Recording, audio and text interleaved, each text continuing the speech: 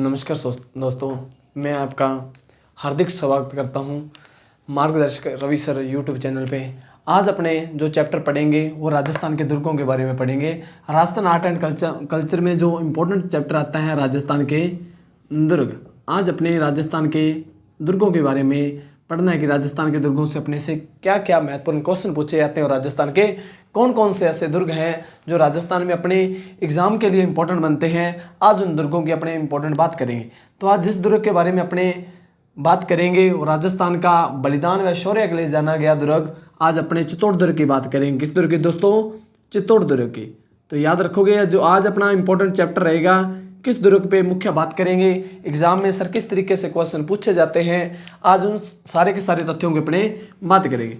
सबसे पहले दोस्तों एग्जाम में आपसे पूछा जाता है चित्तौड़ दुर्ग कहाँ पर है। तो आप कहोगे सर कहाँ, यानी कि जिला का पूछेगा तो जिला सर कहाँ पे है? चित्तौड़गढ़ में। कहाँ पे है सर? चित्तौड़गढ़ डिस्ट्रिक्ट में सर बना हुआ है। और चित्तौड़गढ़ जो डिस्ट्रिक्ट है ये मेवाड़ रियासत में आता है। किसमें सर? मेवाड़ रियासत में आता है। और अपने से क्या पूछेगा सर, कौन सी पहाड़ी पे है? पहाड़ी को सर कहते हैं हिल्स, यानी कि कौन सी हिल्स पे बना हुआ है। तो आपसे पूछे तो आप क्या कहोगे सर, कौन सी हिल्स पे बना हुआ है? तो ये चित्रकूट पहाड़ी पे बना हुआ। कौन सी पहाड़ी पे सर? चित्रकूट पहाड़ी पर बना ये दुर्ग आता है। और आपसे एग्जाम में और किस तरीके से पूछा जाता है क्वेश्चन, आपसे पूछेगा सर कौन से पठार पे बना है? कौन से पठार पे बना है? तो आप कहोगे सर कौन से पठार पे बना है? पठार की बात होगी तो दोस्तों अपने कहेंगे मेसा के पठार पे। कौन से पठार पे? मेसा के पठार पे बना हुआ दुर्ग कौन सा आता है? चित्तौड़ दुर्ग आता है। कौन सा आता है? चित्तौड़ दुर्ग। अब एग्जाम में आपसे पूछा जाएगा निर्माण करता। क्या पूछा जाएगा सर? निर्माण करता। इस दुर्ग का सर निर्माण करता कौन था? किसने इस दुर्ग का निर्माण करवाया? एग्जाम में आपसे पूछे तो आप कहोगे सर चित्रांगद मौर्य। कौन सा सर? चित्रांगद मौर्य। भारत में आपने पढ़ा होगा मौर्य शाखा पढ़ी है और मौर्य शाखा में एक शासक पढ़ा होगा चित्रांगद मौर्य। चित्रांगद मौर्य के द्वारा इस दुर्ग का निर्माण कहा जाता है कि 7वीं शताब्दी। कौन सी शताब्दी में निर्माण हुआ सर? 7वीं शताब्दी में निर्माण हुआ। एग्जाम से आपसे पूछे कि सर इसका निर्माण किसने करवाया तो आप कहोगे चित्रांगद मौर्य। कौन से पठार पे है? तो मेसा के पठार पे बना हुआ है। सर कौन सी पहाड़ी पे है, कौन सी हिल्स पे? तो आप कहोगे चित्रकूट पहाड़ी पे। बनाने वाला कौन था? मौर्य वंश का शासक चित्रांगद मौर्य था। याद रखोगे। आपसे पूछेगा सर नदियों का संगम। क्या पूछेगा? नदियों का संगम, यानी कि ये किन किन नदियों के संगम पे बना हुआ दुर्ग आता है। तो आप याद रखोगे एक नदी का नाम आता है गंभीरी। क्या नाम आता है? गंभीरी। एक का नाम आता है plus badge. Gambhiri plus badge नदियों के संगम पे बना हुआ दुर्ग कौन सा आता है? चित्तौड़ दुर्ग है। और दोस्तों यार अपने को क्या याद रखना है? उपनाम। क्या याद रखोगे? उपनाम। किस किस नामों से चित्तौड़ दुर्ग जाना जाता है राजस्थान में, जो इतिहास में आपसे पूछे जा सकते हैं। तो याद रखोगे इसे राजस्थान का गौरव कहते हैं। क्या कहते हैं? राजस्थान का गौरव कहा जाता है। क्या कहा जाता है? राजस्थान का गौरव कहा जाता है। और इसे कहा जाता है दुर्गों का सिरमौर कहा जाता है। क्या कहा जाता है? दुर्गों का सिरमौर कहा जाता है। दोस्तों आपसे पूछें दुर्गों का सिरमौर किसे कहा जाता है? जो चित्तौड़ दुर्ग को कहा जाता है। और आपसे पूछे नर्तियों का सिरमौर किसे कहा जाता है? तो घूमर को कहा जाता है। किसको? घूमर को। और आपसे पूछे इसे किस नाम से जाना जाता है? तो मालवा का प्रवेश द्वार। किसे सर? मालवा का प्रवेश द्वार कहा जाता है इसको। क्या सर? मालवा का प्रवेश द्वार के नाम से जाना जाता है। और अपने याद रखोगे इसे दक्षिण का प्रवेश द्वार भी कहते हैं। क्या कहते हैं? दक्षिण का प्रवेश द्वार कहते हैं। क्या कहते हैं? प्रवेश द्वार भी कहा जाता है। कौन से दुर्ग की बात कर रहे हैं? चित्तौड़गढ़ दुर्ग। उपनाम की बात करेंगे तो दोस्तों क्या कहा जा रहा है? राजस्थान का गौरव कहते हैं, दुर्गों का सिरमौर कहते हैं, मालवा का प्रवेश द्वार कहते हैं, दक्षिण का प्रवेश द्वार कहते हैं और राजस्थान का जिब्राल्टर कहते हैं। राजस्थान का सबसे बड़ा जिब्राल्टर कहते हैं। क्या कहते हैं? सबसे बड़ा जिब्राल्टर की बात कर रहे हैं। अपने बात करनी है जो जिब्राल्टर नहीं कहते इसको क्या कहते हैं? लिविंग फोर्ट कहते हैं। क्या कहते हैं दोस्तों? लिविंग फोर्ट कहते हैं। याद रखोगे इसको जिब्राल्टर नहीं कहा जाता, इसको क्या कहा जाता है? राजस्थान का सबसे बड़ा लिविंग फोर्ट। दोस्तों लिविंग फोर्ट का अर्थ क्या होता है? जो जिब्राल्टर शब्द की अपने बात की वो जिब्राल्टर तारागढ़ को कहा जाएगा जो अजमेर में है। तो याद रखोगे ये राजस्थान का सबसे बड़ा living fort. Sir living fort, living शब्द को आप तोड़ोगे तो सर लिविंग का अर्थ होता है रहना। क्या होता है? रहना। फोर्ट का अर्थ होता है सर दुर्ग। क्या होता है? दुर्ग। सर लिविंग फोर्ट वो होता है जिसमें राजा के साथ उसकी प्रजा निवास करे, प्रजा यानी कि स्थानीय लोग निवास करें। तो ये ऐसा दुर्ग आता है जिसमें राजा के साथ स्थानीय लोग भी क्या करते थे, निवास करते थे। तो ये क्या आता है, राजस्थान का सबसे बड़ा लिविंग फोर्ट आता है। अब बात करेंगे सर प्रमुख दर्शनीय स्थल। क्या बात करेंगे, प्रमुख दर्शनीय स्थल कि आप इस दुर्ग में देखने के लिए जाओगे तो आपको सर यहाँ पे कौन कौन सी मुख्य दर्शनीय स्थल देखने को मिलेंगे जो उस दुर्ग को क्या करते हैं, प्रसिद्ध बनाते हैं। पहला सर इसमें याद रखोगे कालिका माता का मंदिर। किसका सर, कालिका माता का मंदिर बना हुआ। किसका मंदिर सर, कालिका माता का मंदिर बना हुआ है। याद रखोगे ये कालिका माता का मंदिर है, ये कहलाता है राजस्थान का प्रथम सूर्य मंदिर के नाम से जाना जाता है। प्रथम सूर्य मंदिर, राजस्थान का पहला सूर्य मंदिर आपसे पूछें तो वो किस मंदिर को कहा जाता है, कालिका माता के मंदिर। कहां पे है सर, चित्तौड़ दुर्ग में है। और आपसे दूसरा इंपॉर्टेंट याद रखोगे, इसमें एक और इंपॉर्टेंट बना हुआ है, मीरा मंदिर बना हुआ। कौन सा सर, मीरा मंदिर बना हुआ है। कौन से दुर्ग में, चित्तौड़ दुर्ग में। इसका जो निर्माण पूछे तो निर्माण करवाया था सर राणा सांगा ने। किसने करवाया था, राणा सांगा के द्वारा करवाया गया था। आपने महत्वपूर्ण शासक सुना है मेवाड़ में राजपाट पे राज करने वाला जिसका नाम है राणा सांगा। आपने युद्ध सुने होंगे खानवा और बयाना के युद्ध। उससे पहले एक युद्ध सुना होगा आपने, खतौली का युद्ध, जो राणा सांगा ने किसके साथ किया था, इब्राहिम लोधी के साथ। उसी में इस मीरा का जो पति था भोजराज, उसकी क्या हो जाती है, मृत्यु हो जाती है। राणा सांगा का पुत्र था कौन, भोजराज। तो मीरा बाई के ससुर कौन थे, राणा सांगा। जैसे ही भोजराज की मृत्यु हो जाती है तो मीरा मेवाड़ छोड़ के कहाँ चली जाती हैं, मेड़ता चली जाती हैं। उसके बाद राणा सांगा इसका क्या करवाते हैं, मंदिर का निर्माण करवाते हैं। और याद रखोगे मीरा को जो गुरु आता है उसका नाम है संत रैदास। क्या है, संत रैदास। संत रैदास की यहाँ पे क्या है सर, छतरी है। छतरी की बात करें यहाँ पे क्या है सर, समाधि बनी हुई है। इस समाधि का निर्माण भी राणा सांगा के द्वारा करवाया गया। किसके द्वारा, राणा सांगा के द्वारा। आपसे पूछे कि राजस्थान में प्रमुख मीरा मंदिर कौन से दुर्ग में बना हो तो आप कहोगे सर कौन से दुर्ग में है, चित्तौड़ दुर्ग में। आपसे पूछे कालिका माता का मंदिर जो राजस्थान का प्रथम सूर्य मंदिर कौन से फोर्ट में बना हुआ तो आप कहोगे चित्तौड़ दुर्ग में। दोस्तों संत रैदास की छतरी बनी हुई है, ये वही संत रैदास है जिसके दोहे गुरु ग्रंथ साहिब में मिलते हैं। किसमें सर, जिसके दोहे गुरु ग्रंथ साहिब में अपने को मिलते हैं।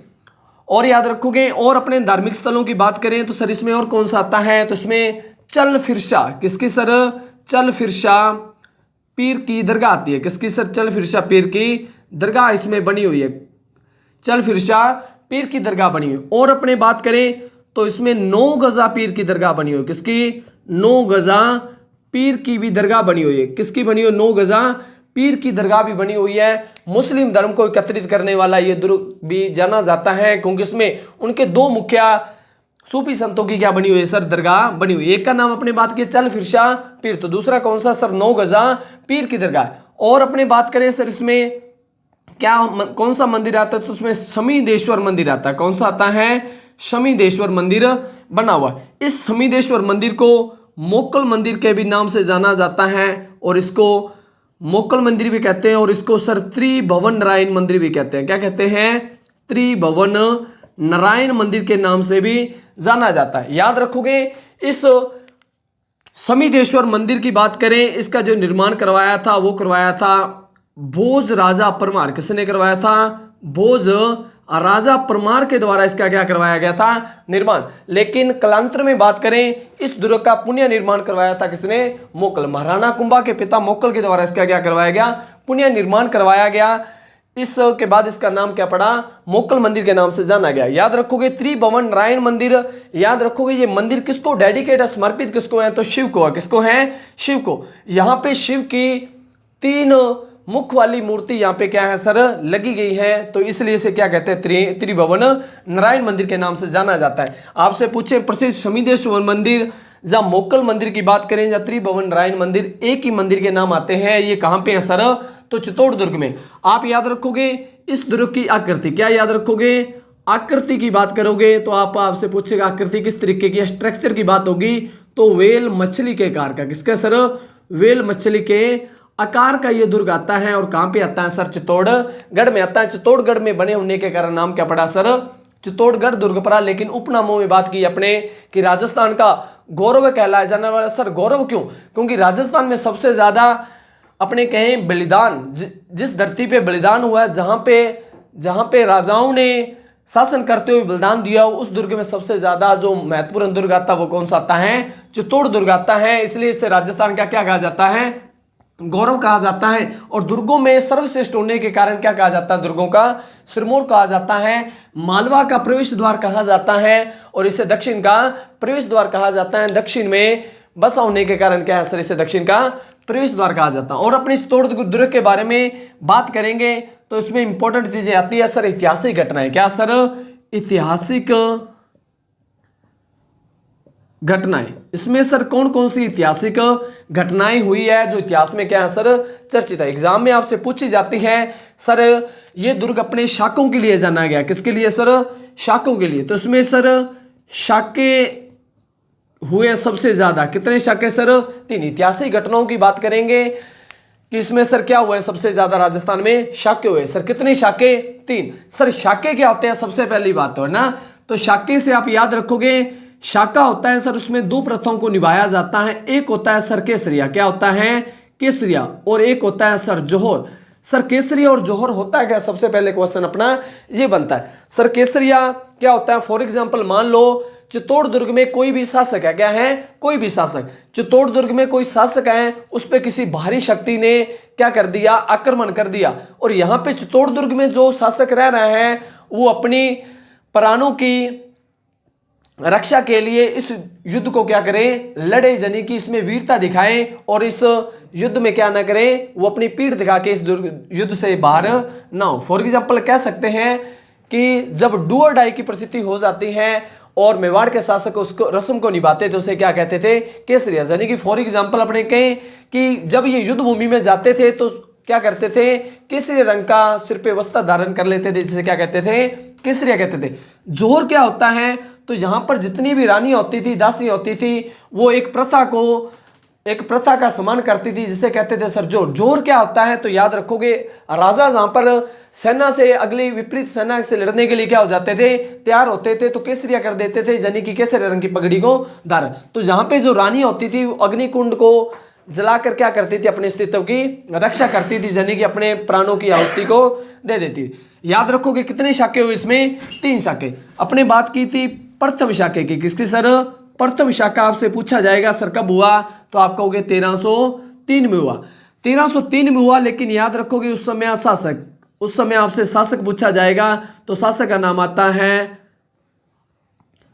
रावल रतन सिंह। कौन आता है? रावल रतन सिंह आता। प्रथम शाखे की बात करेंगे तो रावल रतन सिंह आता है। रावल रतन सिंह ने यहां पे क्या किया था? केसरिया किया था। क्या किया था? केसरिया किया था। तो यहां पर सर जोहर किसने किया था? तो जोहर किया था सर पद्मनी ने। किसने किया था? पद्मनी ने किया था। लेकिन आपसे पूछा जाएगा आक्रमणकारी कौन था? आक्रमणकारी कौन था जिसने इस चित्तौड़ दुर्ग पे क्या किया था? घेराबंदी की थी। तो आक्रमणकारी का नाम आता है एक आता है। कौन आता है? एक आता है, यानी कि अलाउद्दीन खिलजी आता है। कौन आता है? अलाउद्दीन खिलजी ने यहां पे क्या किया था? घेरा डाला था इस दुर्ग को। याद रखोगे यहां पे बलिदान की बात करें, जब अपने कहें वीर गति को प्राप्त। क्या सर? वीर गति को प्राप्त कौन हुए थे? तो वीर गति को प्राप्त होने वाले गोरा व बादल थे। कौन थे?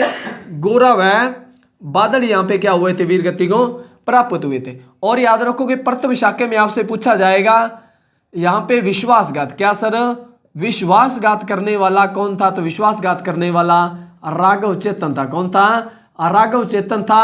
और आपसे एग्जाम में पूछा जाए कि यहां पे कारण क्या था अलाउद्दीन खिलजी का आक्रमण करने का, तो एक तो माना जाता है कि सर पद्मिनी की सुंदरता थी। क्या थी? पद्मिनी की सुंदरता। पहला रीजन आपसे पूछा जाता है कि सर कारण क्या था? किसके कारण यहां पे चित्तौड़ दुर्ग में आक्रमण किया था रावल रतन? जो पहला आपसे पूछेगा तो पद्मिनी की सुंदरता। और एक आप याद रखोगे इसका जो कारण बताया जाता है वो साम्राज्यवादी नीति बताया जाता है। कौन सी सर? साम्राज्यवादी नीति बताया जाता है। साम्राज्यवादी नीति को धारण करता था कौन? अलाउद्दीन खिलजी। अपने आप को सिकंदर शाही कहने वाला अलाउद्दीन खिलजी एक विश्व विजेता बनने की सोच रखता था। ये जहां पे जाता था तो अपने साम्राज्य को क्या करता था? आगे बढ़ाता था। तो याद रखोगे इसके 2 आते हैं कारण आपसे पूछे एग्जाम में आपको, जहां तो दोनों एक साथ मिलेंगे, जहां एक आपको मिल सकता है। तो आपसे पूछे साम्राज्यवादी नीति जहां जहां आप कहोगे सर पद्मिनी की सुंदरता जो रीजन बना था इस दुर्ग पे क्या करने का, आक्रमण करने का। आप याद रखोगे जहां पर बलिदान वीर गति को प्राप्त कौन हुए, गोरा व बादल। गोरा है वो पद्मिनी का चाचा है, जो बादल है वो क्या है, भतीजा है। क्या है, भतीजा है। तो याद रखोगे जो जे आक्रमणकारी यहाँ पे कौन था, अलाउद्दीन खिलजी। अलाउद्दीन खिलजी सर कहां से भारत को लीड कर रहा था, तो याद रखोगे दिल्ली से। कहां से, दिल्ली का शासक था अलाउद्दीन खिलजी। अलाउद्दीन खिलजी ने आक्रमण किया कब, 1303 में किया। अब यहाँ पे अलाउद्दीन खिलजी की सेना का सामना किया किसने, रावल रतन सिंह ने। यहाँ पे क्या किया, केसरिया किया। और यहाँ पे जोहर करने वाली कौन थी, पद्मिनी थी। इसमें सर जीत होगी किसकी, अलाउद्दीन खिलजी। जीत किसकी हुई आपसे पूछे तो जीत हुई थी एक की अलाउद्दीन खिलजी की जीत हुई थी, और हार हुई थी किसकी। इसमें इस शाके की बात करेंगे, प्रथम शाके की, तो उसमें सर जीत किसकी हुई थी, अलाउद्दीन खिलजी। ये बात आपको नोट करनी है। और चित्तौड़ दुर्ग को जीत लिया किसने, अलाउद्दीन खिलजी ने। अब चित्तौड़ दुर्ग जीत लिया, रावल रतन सिंह मारा गया। पद्मिनी ने क्या किया, जोहर किया। और पद्मिनी ने जितनी भी रानियां थी, इसमें कई किताबों में अपने को 8000 का मत मिलता है, कई अपने को किताबों में 12000, कई किताबों में 16000 का मत मिलता है। अपने को एग्जाम के लिए ये जरूरी है कि जहां पे जोहर किसने किया था, तो आप कहोगे सर किसने, पद्मिनी ने किया था।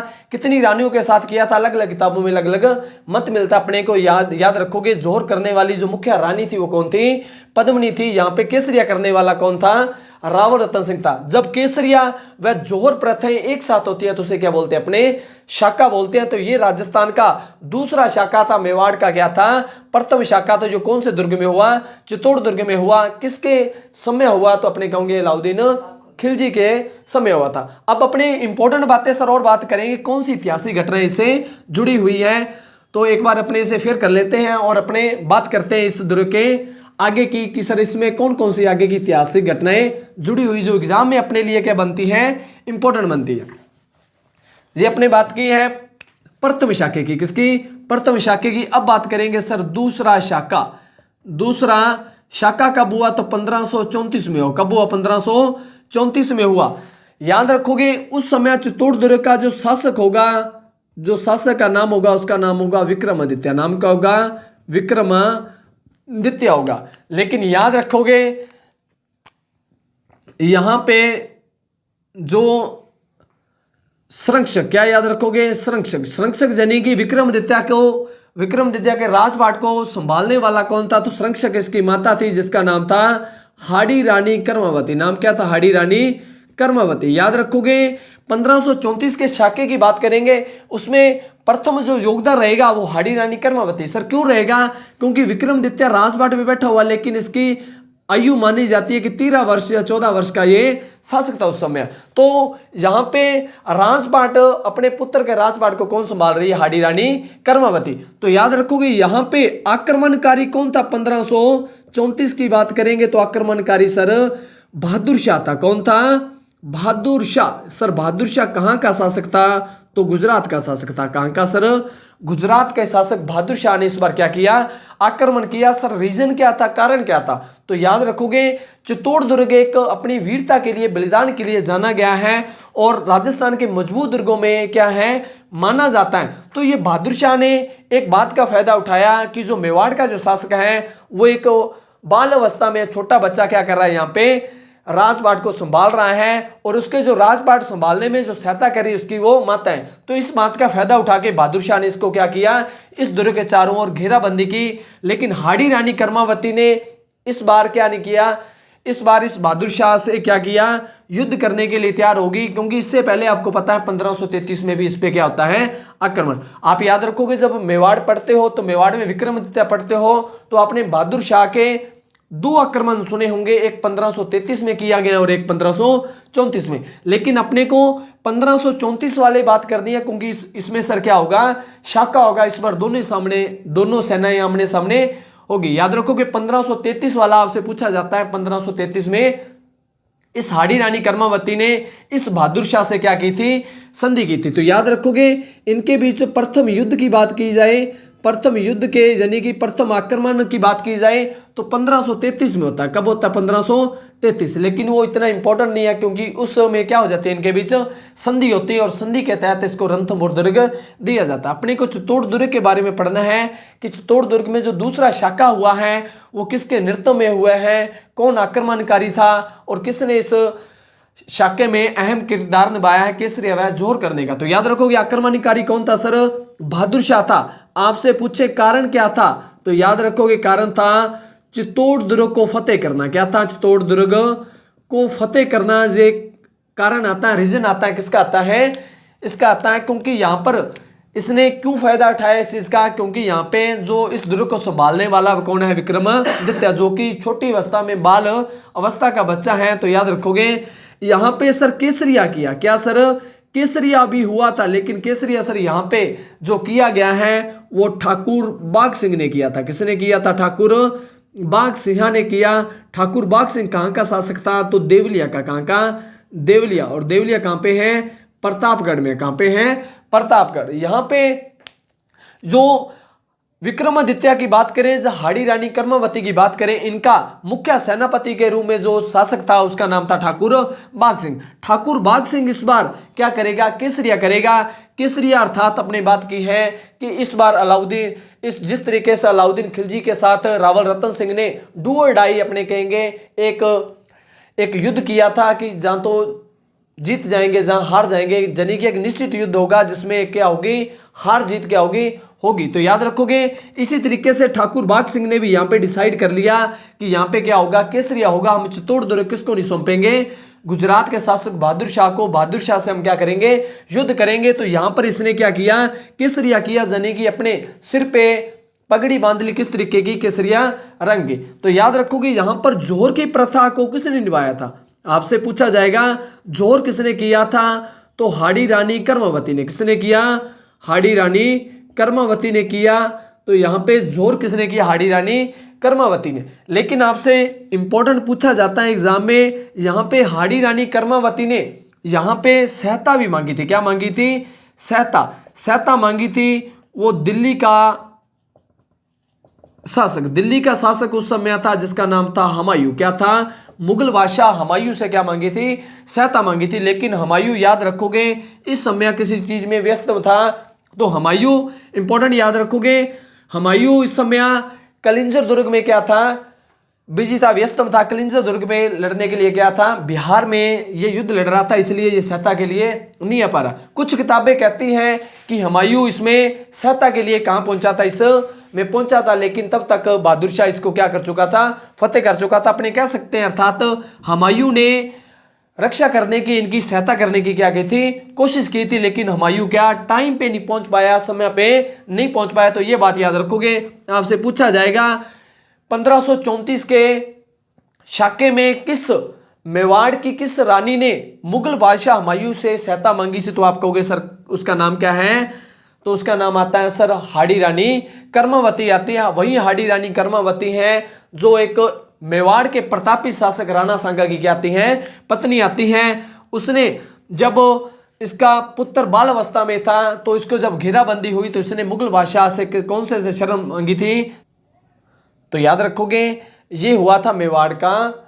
दूसरे शाखे की बात करेंगे। दूसरा शाखा जो मेवाड़ का हुआ है वो कहां पे हुआ है? चित्तौड़ दुर्ग में हुआ है। एक बार फिर से बता रहा हूं, शासक कौन था एग्जाम में पूछा जाएगा। तो दोस्तों विक्रमादित्य यहाँ का क्या था? शासक था। लेकिन आपसे पूछे यहाँ पे जोहर किसने किया था? तो जोहर मैंने आपको बताया है किसने किया था? हाड़ी रानी कर्मवती ने जहाँ पे क्या किया? जोहर किया। यहाँ पे जो केसरिया किया गया वो ठाकुर बाघ सिंह सर कहाँ का शासक था? तो देवलिया प्रतापगढ़ का था। और यह आपसे पूछे कारण क्या था सर बहादुर शाह का? यहाँ पे रीजन क्या था यहाँ पे आक्रमण करने का? तो चित्तौड़ दुर्ग को क्या करना था? विजय प्राप्त करना, जब फतेह करना क्या था? आपसे पूछे इसमें सहायता किससे मांगी गई थी? तो आप कहोगे मुगल बादशाह हुमायूं से सहायता मांगी थी। किसने मांगी थी? तो हाड़ी रानी कर्मवती के द्वारा सहायता मांगी गई थी। लेकिन हुमायूं समय पे नहीं आ पाया क्योंकि ये कलिंजर अभियान पे क्या था? व्यस्तम था। शेरशाह सूरी के साथ क्या युद्ध लड़ रहा था, इसी कारण ये समय पे नहीं पहुंच पाया। इसलिए आपको ये दूसरे शाखे की अहम महत्वपूर्ण बात याद रखोगे। इसमें जीत किसकी हुई थी? तो बहादुर शाह की इसमें क्या हुई सर? जीत हुई थी, तो मेवाड़ के शासकों की यहाँ पे क्या हुई सर, हार हुई। ये है सर मेवाड़ का दूसरा शाखा। चित्तौड़ का दूसरे शाखे की बात करें, चित्तौड़ का दूसरा शाखा, मेवाड़ का दूसरा शाखा 1534 का क्या कहलाता है, शाखा कहलाता है। ये आप 1534 वाला यहाँ तक आप स्क्रीनशॉट ले लीजिए। बाकी अपने आगे बात करते हैं सर इस चित्तौड़ दुर्ग से और कौन कौन सी ऐतिहासिक घटनाएं हैं और कौन कौन से सर इसमें इमारतें आते हैं, कौन से ऐसे महल आते हैं जो एग्जाम में आपसे पूछे जाते हैं। आर्ट एंड कल्चर के लिए ये महत्वपूर्ण दुर्ग अपनी बलिदान व शौर्य के लिए जाना जाता है। एग्जामिनर अगर ज़्यादा से ज़्यादा दुर्गों से क्वेश्चन पूछता है तो ज़्यादा चांस चित्तौड़गढ़ दुर्ग से रहता है सर। क्यों? क्योंकि सबसे ज़्यादा राजस्थान में जो बलिदान की वीर गाथा रही है वो किस दुर्ग से रही है, चित्तौड़ दुर्ग से रही है। तो अपने आगे बात करते हैं चित्तौड़ दुर्ग के बारे में। तो अपने स्क्रीनशॉट ले लिया होगा तो अपने से फिर करते हैं आगे इसके बारे में बात करते हैं। चित्तौड़ के तीसरे शाखे की अपनी बात करेंगे जो 1567-68 में होगा। पहले शाखे की बात की है तो पहला शाखा हुआ 1500, पहला शाखा आपने बात की है 1303 में हुआ इसमें, तो दूसरा शाखा 1534 में हुआ। पहला शाखा 1303 में हुआ है, उसमें आक्रमणकारी आपसे पूछा जाएगा तो कौन था, अलाउद्दीन खिलजी था। कहां का शासक था, दिल्ली का शासक था। दूसरी शाखे की बात किया तो किसने किया था, तो याद रखोगे उसमें आक्रमणकारी गुजरात का बहादुर शाह था। कौन था, बहादुर शाह। अब बात करेंगे मेवाड़ का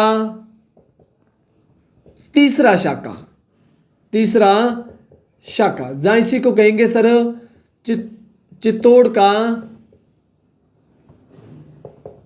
तीसरा शाखा। क्या कहेंगे सर, चित्तौड़ का तीसरा शाखा। यानी कि जो चित्तौड़ जो क्षेत्र है ये कौन से रियासत में आता है, तो मेवाड़ रियासत में आता है। मेवाड़ का तीसरा शाखा भी बोलते हैं, चित्तौड़ का भी तीसरा शाखा बोलते हैं सर। बात इंपॉर्टेंट क्या है, मेवाड़ का या चित्तौड़ का अंतिम शाखा के रूप में ये जाना जाएगा सर। कब होगा, तो 1567-68 के बीच। कब सर, 1567-68 को क्या होगा सर, तीसरा शाखा होगा सर। कौन से दुर्ग में होगा, तो आप कहोगे चित्तौड़ दुर्ग में। याद रखोगे यहां पे जो शासक था, यहां पे 1567-68 के समय जो शासक था उसका नाम था सर महाराणा उदय सिंह। नाम क्या था, महाराणा उदय सिंह।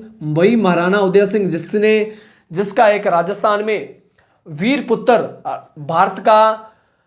भारत का अपने कहीं वीर पुत्र कहलाया जाने वाला महाराणा प्रताप के पिता महाराणा उदय सिंह यहाँ पे क्या कर रहे थे, इसमें शासन कर रहे थे।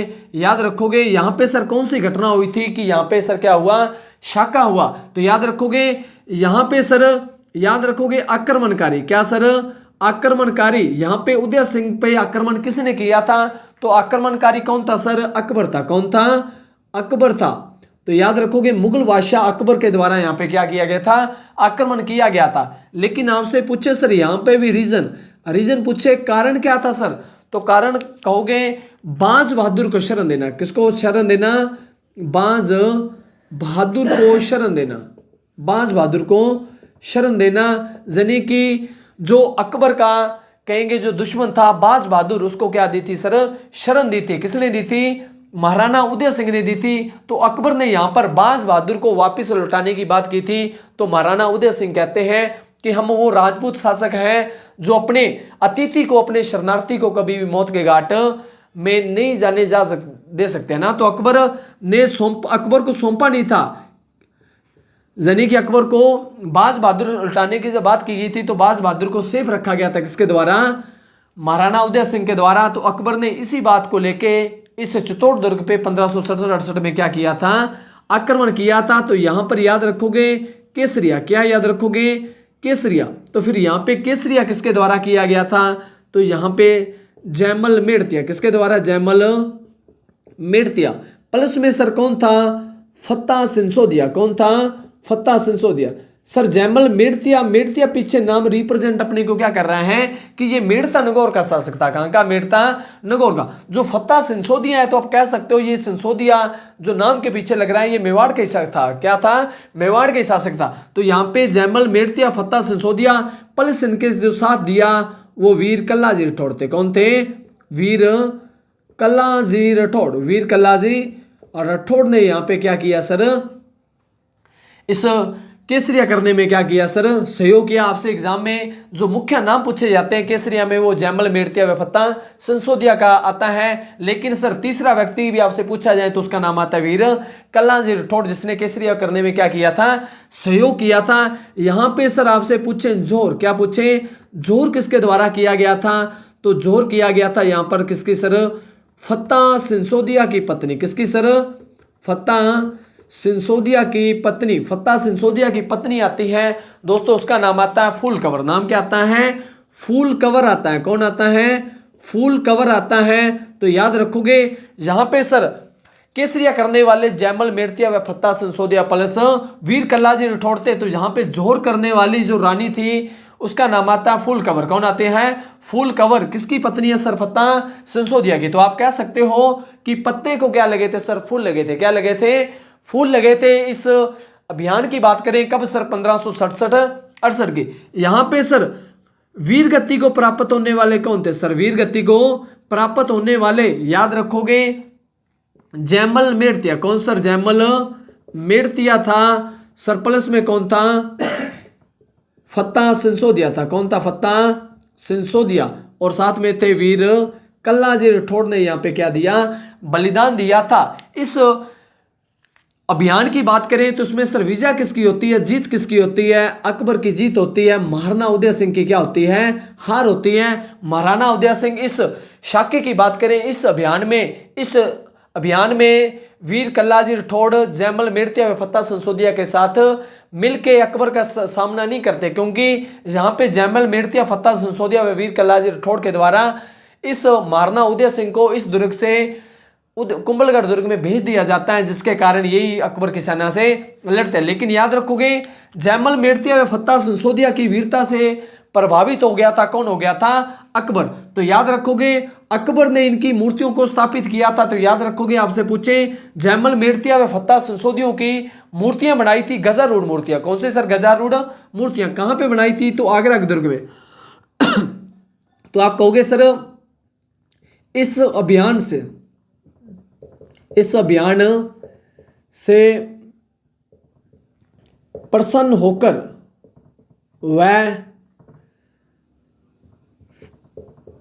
वह फत्ता व जैमल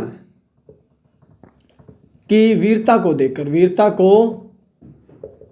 देखकर इनकी सर क्या बनी, मूर्तियां बनी। और मूर्तियां सर बनाई कहां पे, आगरा दुर्ग में। कहां पर सर, आगरा दुर्ग में। और आगरा कहां पे सर, यूपी में। कहां पे है, याद रखोगे ये था मेवाड़ का तीसरा शाखा सर। किसके समय हुआ था, तो महाराणा उदय सिंह के समय। आपसे पूछा जाएगा आक्रमणकारी कौन था, अकबर था। कारण क्या था सर, बाज बहादुर को शरण देना उदय सिंह को क्या कर रहा था, भाड़ी पड़ा था। लेकिन याद रखो कि केसरिया करने वाले जैमल मेड़तिया फत्ता सिंसोदिया वीर कल्लाजी राठौड़। और वीर कल्लाजी राठौड़ से आप याद रखोगे किसको, ये इतिहास में अपने याद रखोगे एक वीर योद्धा तो थे। इतिहास में आगे चल के ये एक लोक देवता के रूप में पूजे जाते हैं। इसे 4 हाथों वाले देवता कहते हैं। क्या कहते हैं, 4 हाथों वाले देवता कहते हो। क्या कहते हैं, 4 हाथों वाले देवता कहते हैं। शेषनाग का अवतार कहते हैं। क्या कहते हैं, शेषनाग का अवतार भी कहा जाता है। किसे कहा जाता है, वीर कल्लाजी राठौड़ को कहा जाता है। कि इस युद्ध में जैमल मेड़तिया अकबर की संग्राम नामक बंदूक से क्या हो जाते हैं, घायल हो जाते हैं। वो ऐतिहासिक घटना पढ़ते हो तो वो आपको पता लगता है ना। तो इसमें कहा जाता है जैमल मेड़तिया घायल हो जाते हैं, घुटने पे गोली लगने के कारण वो घायल हो जाते हैं। तो वीर कल्लाजी राठौड़ इस पूरे के पूरे युद्ध में इसको कंधों पे बिठा के लड़ते हैं। और 2 तलवारें अपने को जैमल मेड़तिया के हाथों में नजर आई थी, तो 2 तलवारें वीर कल्लाजी राठौड़ को। तो यहाँ पे इस तरीके के दृश्य को देख के इसे 4 हाथों वाले देवता के रूप में जाना जाता है। शेषनाग का अवतार भी कहा जाता है। ये बात तो आपको इंपॉर्टेंट याद रखनी है। अब सर चित्तौड़ दुर्ग की अपने मुख्य बात कर लेते हैं कि सर ये कितने शाकों के लिए जाना गया है, 3 शाकों के लिए जाना गया है। और राजस्थान में सबसे ज्यादा जोहर आपसे पूछे और शाके पूछे किसमें हुए हैं, तो किसमें हुए हैं, चित्तौड़ दुर्ग में। तो याद रखोगे यहाँ पे जोहर मेला भरता है। क्या भरता है, जोहर मेला भी भरता है। कौन सा मेला भरता है सर, जोहर मेला भरता है। और आप याद रखोगे चित्तौड़ दुर्ग के बारे में बात याद रखोगे तो सर चित्तौड़ दुर्ग में एक क्या बनी हुई है, इमारत बनी हुई है। क्या बनी हुई है, एक इमारत बनी हुई है। उस इमारत का क्या नाम है, तो उस इमारत का नाम है सर विजय स्तंभ। क्या है, विजय स्तंभ बना हुआ है। इसमें क्या बना हुआ है सर? विजय स्तंभ बना हुआ है। विजय स्तंभ सर कितने मंजिला है? तो 9 मंजिला है। 9 मंजिले की अपने बात कर लेते हैं ना। तो सर कितने मंजिला है? 9 मंजिला इमारत है इसमें। उसका नाम क्या है सर? लो ये होगी सर 9 मंजिला। तो याद रखोगे 9 मंजिला इमारत होगी, याद रखोगे। तो 9 मंजिला इमारत है, विजय स्तंभ